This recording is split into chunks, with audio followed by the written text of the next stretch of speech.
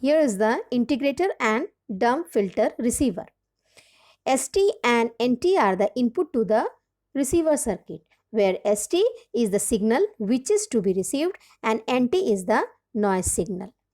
NT is additive white Gaussian noise. Since the noise signal is added to the input signal, so it is termed as additive white Gaussian noise, in short AWGN.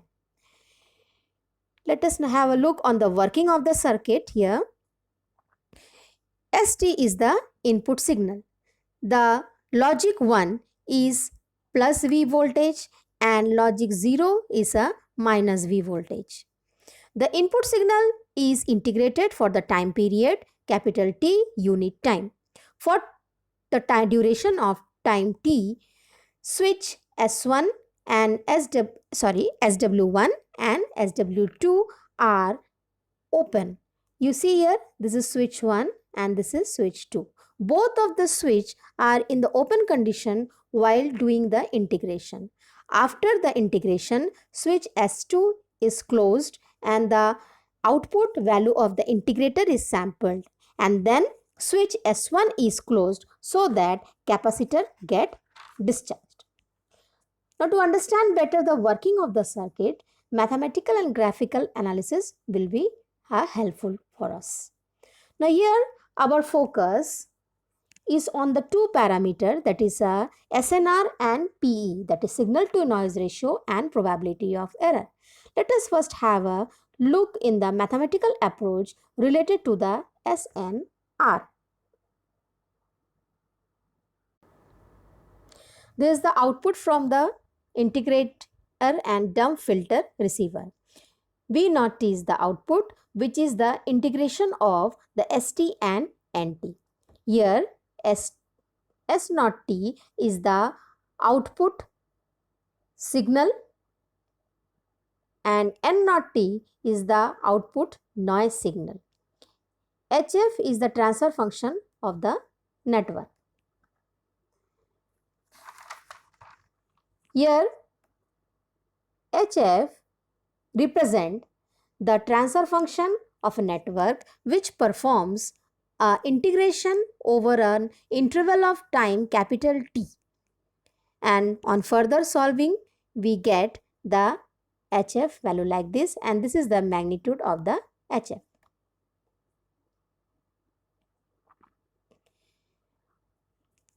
Now here we can see that SIF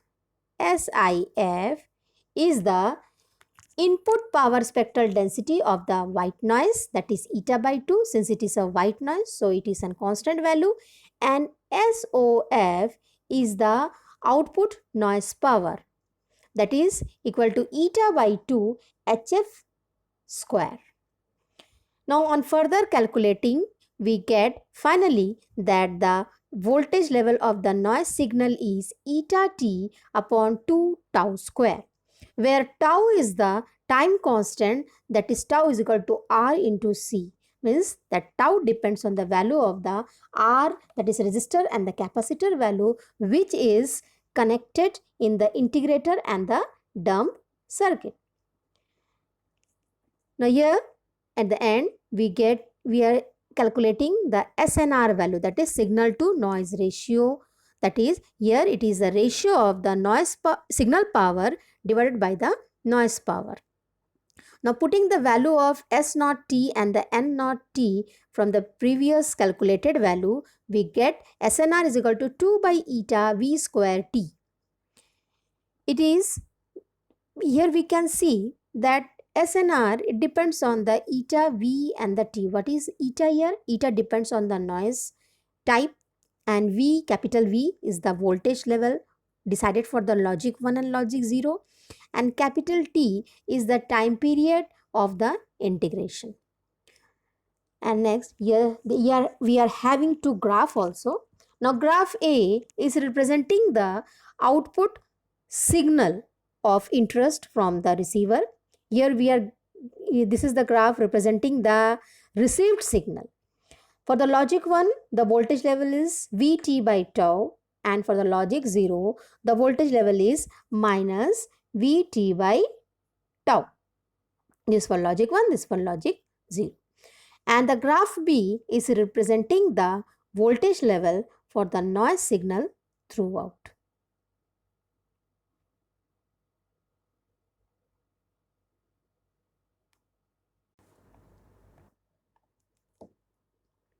Now, we have to calculate the probability of error. Here V naught T is the output from the integrator and the termed receiver. S naught T is the output signal and N naught T is the output noise signal. If input signal is logic 1, then input voltage level is plus V and the output signal voltage level is Vt by tau. If the input signal is logic 0, then the input signal voltage level is minus V and the output signal, received signal voltage level will be minus Vt by tau. Now how error occurs? If noise amp voltage level is greater than the signal voltage level, then 1 is received as 0. That means 1 is transmitted but 0 is received. In the second case, if the noise voltage level is less than minus Vt by tau, then 0 is received as 1. Means 0 is transmitted but 1 is received. Here below is the graph. Here the red color deviation is due to the noise and the dark color graph is the signal. Until the noise voltage level is less than the signal voltage level, such that the logic level does not get changed, till then there will be no error. But if the noise voltage level get enhanced, suppose it get increased, then the voltage level get changed and the logic value get changed. This is the value of the F and not T of the noise signal. Due to the property of the probability density function, we get here the probability value. It represents that what is the probability such that the noise signal value is voltage level value is greater than the signal voltage level value.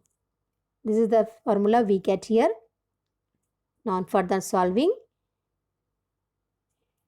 we get the final value. Here this is the graph which is representing very clearly the error value. The shaded region in the red color here and here, this is the error area. In the right side, the noise signal is greater than the Vt by tau, and in the left side, the noise signal voltage is less than minus Vt by tau. Due to symmetry, the error, either we can find out the error in the right side or from the left side, because both the error does not occur at the same time. On further calculation, we finally get the probability of error. Here is the calculation. By doing the proper integration, we get finally came to the value PE is equal to 1 by 2 ERFC root over EB upon N naught, where EB is the V square T, EB is the energy of the 1 bit. Since the 1 bit decision is taken for the time duration capital T, so and V square is the power, so the power restricted to a time is an energy. So EB is the energy of 1 bit, where ERFC is the complementary error function. This is the probability of error.